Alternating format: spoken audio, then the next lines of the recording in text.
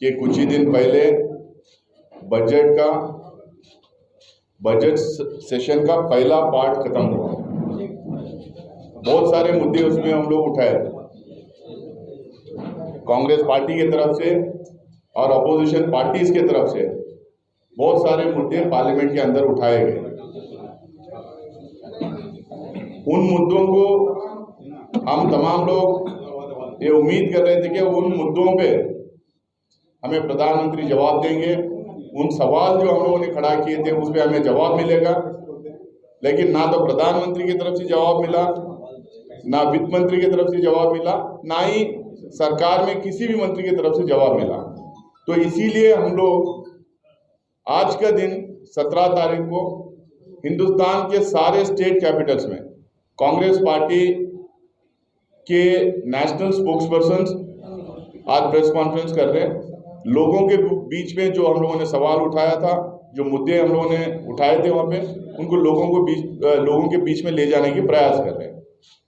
हम लोग लगातार पीछे 3-4 सेशन से बेरोजगारी का मुद्दा, बढ़ती हुई कीमतों का, महंगाई का मुद्दा, गरीबी जो लगातार पॉवर्टी लाइन के नीचे जो लगातार लोग जो अबो पॉवर्टी लाइन से बिलो पॉवर्टी लाइन जो जा रहे हैं वो मुद्दा, जीएसटी जो फूड प्रोडक्ट्स के ऊपर लगाया गया था वो मुद्दा, पेट्रोल डीजल और गैस के दाम, चाइनीज जो बॉर्डर डिस्प्यूट है, जो लगातार चाइनीज आर्मी हमारे देश के अंदर जो घुसपैठ कर रही है, हमारी जमीन कब्जा कर रही है, जो हम पे ब्रिजेस, टावर्स, ऑफिसर जो सेटअप कर रही है, ये मुद्दे जो सारे हैं ये तो मुद्दे हैं ही। ये मुद्दों की जब हम उठाने की कोशिश करते हैं, सरकार और सरकार के रिप्रेजेंटेटिव्स और उनके पार्टी के लोग समाज का बंटवारा करने के लिए स्टेटमेंट्स देना, समाज में कंफ्यूजन फैलाना, ये मुद्दों से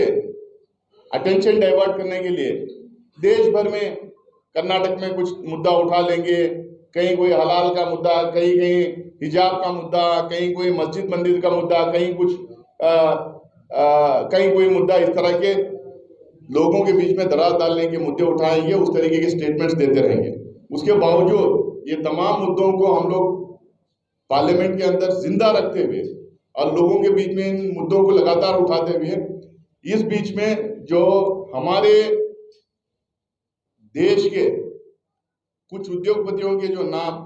हिंडनबर्ग रिपोर्ट जो द्वारा जो उछाला गया, जो एक रिपोर्ट लोगों के बीच में आई, उसको लेके हम लोगों ने कई सवाल खड़ा करने की कोशिश की। हम पिछले 8 साल 9 साल से लगातार राहुल गांधी जी हो, मल्लिकार्जुन खड़गे साहब अध्यक्ष बनने के बाद मल्लिकार्जुन खड़गे साहब हो, हमारे बहुत सारे सीनियर लीडर्स बार बार इस बात को हम लोग उठा रहे थे कि ये सरकार गरीब की सरकार नहीं है, ये सरकार आम आदमी की सरकार नहीं है, ये सरकार हिंदुस्तान की अवाम की सरकार नहीं, ये सरकार कुछ पूंजीपतियों की सरकार है, ये सरकार कुछ पूंजीपति दोस्तों को मदद करने वाली सरकार है। इसीलिए हम लोगों ने एक टाइम पे कहा था ये सूट बूट की सरकार है, ये सिर्फ अमीर लोगों के लिए काम करती, इन रिटर्न उनसे अपने को और अपनी पार्टी को फायदा लेती है उन अमीर लोगों से। ये लगातार जो बजट पे बजट आ रहा था, उस बजट में एकदम साफ जाहिर था कि किस तरह से सरकार अपने देश को ले जाना चाह रही, किस तरह से गरीबों को लूट रहे और अमीरों का फायदा किस तरह से करवा रही, किस तरह से अमीर लोगों के और गरीब लोगों के बीच में जो खाई है किस तरह से लगातार बढ़ते जा रहे हैं। हम लोग बार बार इस बात को पार्लियामेंट के अंदर और बाहर इस बात को उठा रहे थे। अब जो मुद्दा सामने आया, जो हम बार बार हमें पूछ रहे हैं कि भाई अदानी से प्रधानमंत्री के, अदानी से भारतीय जनता पार्टी के, अदानी से एनडीए सरकार के क्या रिश्ते हैं, उन अदानी से क्या फायदा इस सरकार को हो रहा है, क्या फायदा प्रधानमंत्री जी को हो रहा है, क्या फायदा भारतीय जनता पार्टी को हो रहा है। अगर फायदा नहीं हो रहा है तो कैसा एक आदमी को हमारे देश की जो संपत्ति है, हमारी देश के जो पब्लिक सेक्टर यूनिट्स हैं, हमारे देश के जो असेट्स हैं, वो कैसा एक आदमी को लगातार बेचते जा रहे हैं, लगातार देते जा रहे हैं। तेल, रेल, पोर्ट, एयरपोर्ट, सड़क, बिजली, कोयला, मतलब आप कोई भी सेक्टर, डिफेंस, कोई भी सेक्टर का आप नाम लीजिए, वो सेक्टर की संपत्ति एक आदमी को लगातार दिया जा रहा है। कोई आदमी अमीर हो रहा है, उससे हमें कोई प्रॉब्लम नहीं, कोई आदमी कंपटीशन में रह के जो है अपनी संपत्ति बढ़ा रहा है, उससे हमें कोई प्रॉब्लम नहीं। हमें कॉर्पोरेट सेक्टर से प्रॉब्लम नहीं, क्योंकि कांग्रेस पार्टी कॉर्पोरेट सेक्टर को भी बढ़ावा दी थी, बोली कि कॉर्पोरेट सेक्टर रहने से कुछ एडिशनल जॉब्स भी मिलेंगे और प्राइवेट और पब्लिक सेक्टर के बीच में एक हेल्थी कंपटीशन भी रहेगा। लेकिन कभी भी कांग्रेस पार्टी कुछ लोगों को या कांग्रेस पार्टी के प्राइम मिनिस्टर कुछ लोगों को, कुछ उद्योगपति दोस्तों को अपने साथ अपनी जहाज में बिठा के ले जाके उनको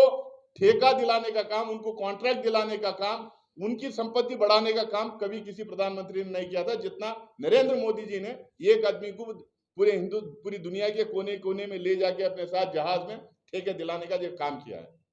इजराइल जाते हैं, या तो प्रधानमंत्री अदानी को अपने साथ लेके जाते हैं, या नहीं तो प्रधानमंत्री जाके आने के बाद अदानी वहां पे जाते हैं, या नहीं तो प्रधानमंत्री उस किसी देश को जाके आने के बाद एक बहुत बड़ा ठेका अदानी को मिलता है। ये well establish fact public domain में है, इसमें मुझे नाम लेके बोलने की जरूरत नहीं। ऑस्ट्रेलिया में ठेका मिलता है, श्रीलंका में ठेका मिलता है, बांग्लादेश में ठेका मिलता है, इजराइल में डिफेंस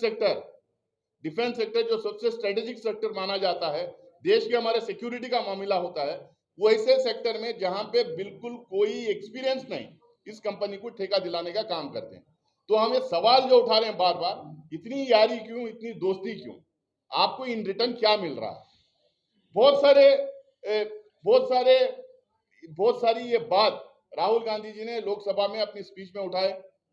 मल्लिकार्जुन खड़गे साहब कांग्रेस के अध्यक्ष राज्यसभा में स्पीच द्वारा उठाए।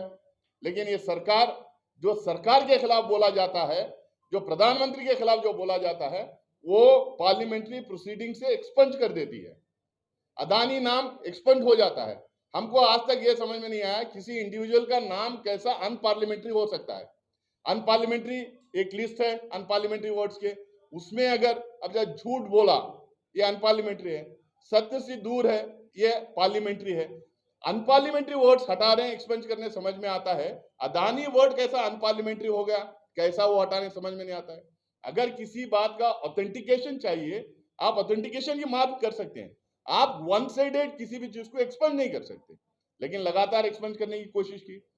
आप एक्सपंज करते रहिए, आप हमें बात करने मत दीजिए। आप हमारे लीडर्स बात करते रहे तो आप वहां पे हल्ला करते रहिए,